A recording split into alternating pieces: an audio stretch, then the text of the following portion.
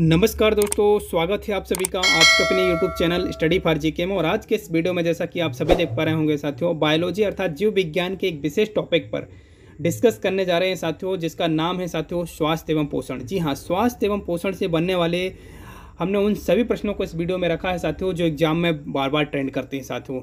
अगर आप किसी भी एग्जाम की तैयारी करते हैं तो ये वीडियो आपके लिए काफ़ी हेल्पफुल रहने वाला है साथियों। तो आइए वीडियो को शुरू करते हैं और पॉइंट टू पॉइंट समझते हैं साथियों। देखिएगा, सारे के सारे क्वेश्चन हमने एग्जाम ओरिएंटेड रखा है साथियों। देखिएगा, पहला प्रश्न पूछा गया है साथियों कि बताइए भोजन का एक प्रमुख अंग है। तो भोजन का प्रमुख अंग जो माना जाता है साथियों, कार्बोहाइड्रेट को माना जाता है। कार्बोहाइड्रेट जो होता है साथियों, ये विशेष रूप से ऊर्जा प्रदान करने का काम करता है साथियों। क्लियर है।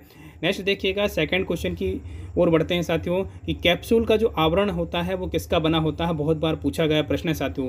कैप्सूल आप मेडिसिन वगैरह लेते होंगे, जो कैप्सूल आप खाते हैं साथियों, उसका जो ऊपरी जो आवरण होता है वो स्टार्च का बना होता है साथियों। किसका बना होता है साथियों? स्टार्च। आपको विशेष रूप से आपको याद रखना रहेगा साथियों।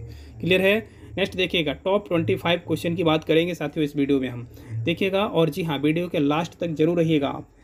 क्वेश्चन नंबर 3 की बात कर रहे हैं कि सर्वाधिक ऊर्जा कौन प्रदान करता है। जस्ट अभी हमने चर्चा की है कि ऊर्जा प्रदान करने का जो काम करता है सर्वाधिक मात्रा में, तो कार्बोहाइड्रेट प्रदान करता है। मनुष्य के शरीर में अगर हम बात करें तो कार्बोहाइड्रेट जो होता है साथियों, ऊर्जा प्रदान करने का काम करता है। आपको विशेष रूप से याद रखना रहेगा साथियों। क्लियर है।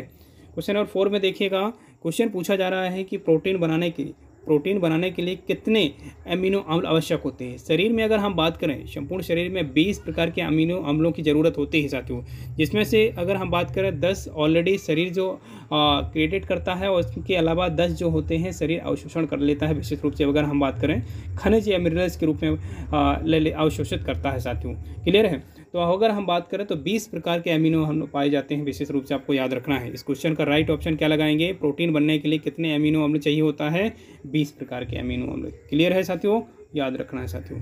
नेक्स्ट देखिएगा, क्वेश्चन नंबर 5 की ओर बढ़ते हैं साथियों। यहाँ पर बात की जा रही है शरीर में ऊतकों का निर्माण किससे होता है साथियों। तो शरीर में जो ऊतक बनते हैं साथियों, वो किससे निर्माणाधीन होते हैं, किससे निर्माण होता है उनका? तो याद रखिएगा, प्रोटीन। जी हाँ, इसलिए बोला जाता है कि बच्चों को पर्याप्त मात्रा में प्रोटीन मुहैया करवाना चाहिए साथियों। याद रखिएगा, क्योंकि बच्चों का जो विकास होता है प्रोटीन की वजह से ही होता है साथियों। आपको याद रखना है। क्लियर है।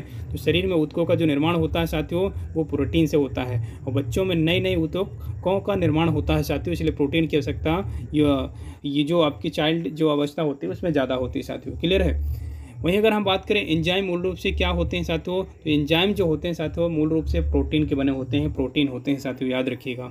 जी हाँ, और जी हाँ, चैनल में अभी तक आप नए हैं तो चैनल को आज ही सब्सक्राइब करें साथियों। और जी हाँ, बेल आइकन को ऑन करना बिल्कुल ना भूलिएगा साथियों। सोयाबीन की बात कर रहे हैं साथियों। सोयाबीन में कितने प्रतिशत प्रोटीन पाया जाता है?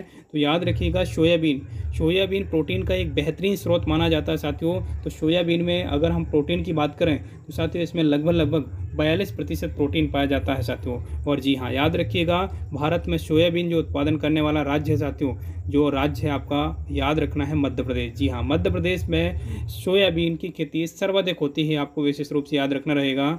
और याद रखिएगा, सोयाबीन राष्ट्रीय सोयाबीन जो आपका अनुसंधान केंद्र है वो मध्य प्रदेश के इंदौर जिले में है साथियों। क्लियर है।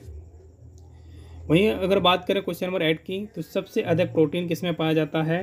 तो याद रखिएगा, सबसे अधिक प्रोटीन की बात कर रहे हैं तो अभी हमने जस्ट बात की है सोयाबीन में लगभग 42% प्रोटीन पाया जाता है। आपको याद रखना है साथियों। नेक्स्ट देखिएगा, क्वेश्चन नंबर 9 की ओर बढ़ते हैं। यहाँ पर बात की जा रही है कि विटामिन जो शब्द है वो किसने दिया है साथियों। तो विटामिन जो शब्द दिया है ये फंक ने दिया है साथियों। याद रखिएगा, विटामिन शब्द किसने दिया है? वैज्ञानिक फंक ने दिया है।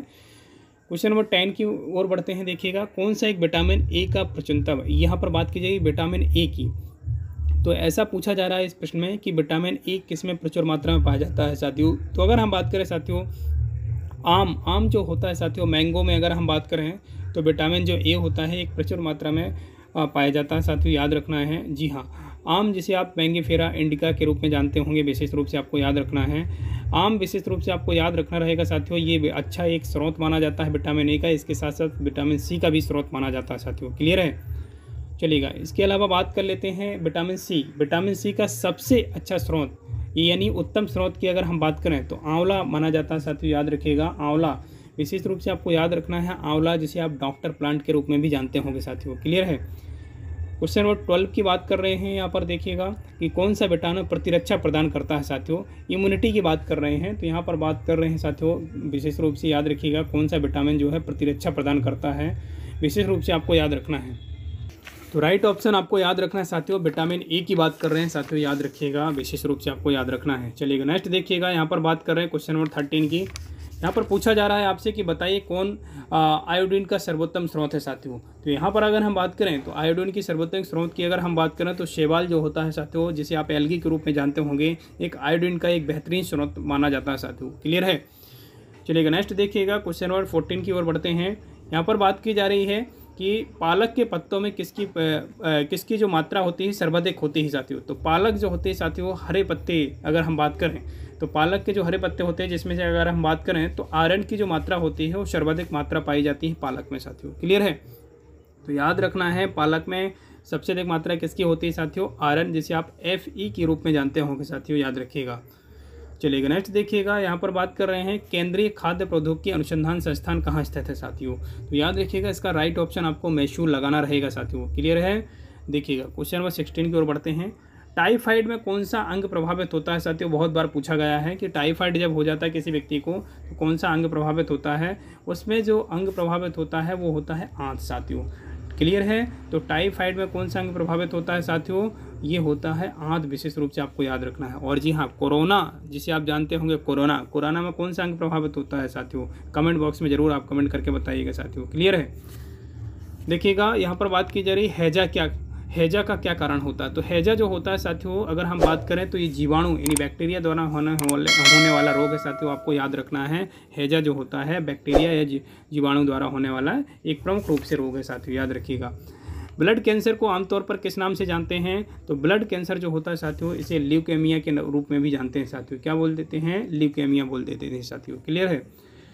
नेक्स्ट देखिएगा, पीलिया किसके संक्रमण के कारण होता है साथियों। तो पीलिया जो होता है साथियों यकृत यानी लीवर, जी हाँ, अगर हम बात करें एक मानव शरीर की सबसे बड़ी ग्रंथि की, तो लीवर जो यकृत जो होता है मानव शरीर की सबसे बड़ी ग्रंथि है, और इसी के संक्रमण के कारण मनुष्य में पीलिया नामक बीमारी हो जाती है साथियों। क्लियर है।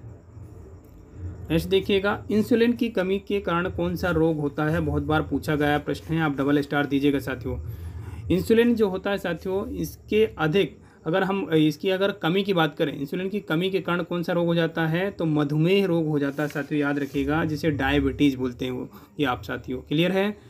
नेक्स्ट देखिएगा, यहाँ पर सनसाइन, यहाँ पर बात की जा रही है कि सनसाइन किस विटामिन को कहा जाता है। तो सनसाइन जो कहा जाता है साथियों, विटामिन डी को कहा जाता है साथियों, क्योंकि आपको याद रखना है जो विटामिन डी का एक प्रमुख रूप से स्रोत माना जाता है वो सूर्य को कहा जाता है साथियों, सनसाइन को कहा जाता है, सूर्य की रोशनी को कहा जाता है साथियों। क्लियर है।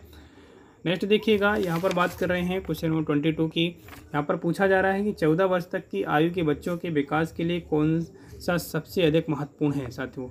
हमने पहले ही चर्चा की है कि अगर हम बात करें प्रोटीन की, तो प्रोटीन जो होता है साथियों ये टूटी फूटी कोशिकाओं की मरम्मत करता है। इसके अलावा हम बात करें तो नई ऊतकों का निर्माण करने में सहायक होता है, और नई ऊतक जो होते हैं बच्चों के लिए काफ़ी मददगार होते हैं, और बच्चों का संपूर्ण विकास हो पाता है अगर प्रोटीन की मात्रा उनको पर्याप्त तरीके से मिलती है साथियों। क्लियर है। चलिएगा देखिए नेक्स्ट देखिएगा साथियों, यहाँ पर छिली हुई सब्जियों को धोने से कौन सा विटामिन निकल जाता है साथियों। तो याद रखिएगा जो छिली हुई सब्जियां होती हैं उनको धोना नहीं चाहिए साथियों, क्योंकि विटामिन सी जो होता है वो कंप्लीट निकल जाता है, और इसके साथ जो भी बचता है साथियों वो पकाने पर चला जाता है। तो विटामिन सी जो होता है ये ज़्यादातर किसी सब्जी को पकाते हैं तब भी विटामिन इसका नष्ट हो जाता है, इसके साथ छिली हुई सब्जी को धोते हैं तब भी इसका क्षरण होता है साथियों। क्लियर है। क्वेश्चन नंबर 24 देखिएगा, यहाँ पर बात की जा रही है घात। यहाँ पर देखिएगा, घात करो या छिप जाओ, यहाँ पर याद रखिएगा छिप जाओ नाम से विख्यात विषाणु कौन है साथियों। तो याद रखिएगा ये है RSV विषाणु। कौन सा है, RSV, विशेष रूप से आपको याद रखना है। और आज के सेशन का लास्ट क्वेश्चन है साथियों, वीडियो पसंद आता है तो दबा के लाइक कीजिएगा एंड शेयर कीजिएगा। राष्ट्रीय पोषण संस्थान एक अनुसंधान संस्थान जो किस राज्य में स्थित है साथियों। पोषण अनुसंधान केंद्र जो है साथियों आंध्र प्रदेश में है साथियों, याद रखिएगा। आंध्र प्रदेश आपको याद रखना है कि भाषा के आधार पर गठित होने वाला पहला राज्य था साथियों, वहाँ पर राष्ट्रीय पोषण संस्थान है साथियों। क्लियर है। चलिएगा आज के वीडियो में बस इतना ही साथियों। वीडियो पसंद आता है तो वीडियो को लाइक एंड सब्सक्राइब चैनल को जरूर कीजिएगा। मिलते हैं नेक्स्ट वीडियो में। जय हिंद।